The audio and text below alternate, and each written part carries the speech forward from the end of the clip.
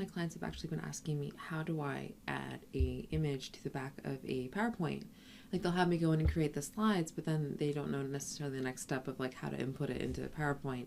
So it's really easy. All you do, if you're just trying to do it for one slide, I'm going to show you another way to do it for all slides. If you're doing it for one slide, you hit right click, format background, and I believe you can go to design and then hit format background as well.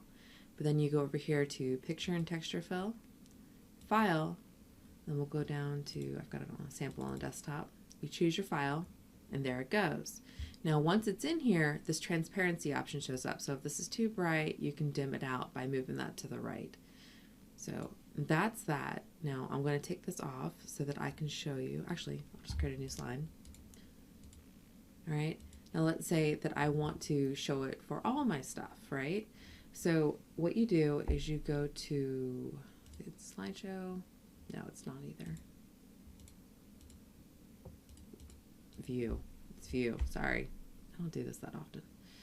All right. And then slide master. And that shows you all the different ones that you can do, right?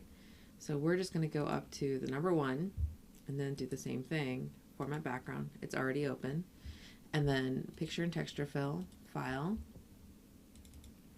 There we go. And I'm going to make this one totally bold so that you can see the difference between the two. All right. And then apply to all. And then you can close that. And then you can just close your master view. And now you see it's no longer the dimmed out version we did because we did apply to all. It overrode everything. And it doesn't matter what kind of slide you create, it's going to be on all of them. And that's it. That's all there is to it. Super easy. The dimensions, you're going to want to look them up because it will change for the different size of a word you do. But for this one, it's like 13.33 inches, not pixels, but in inches by 7.5 inches tall.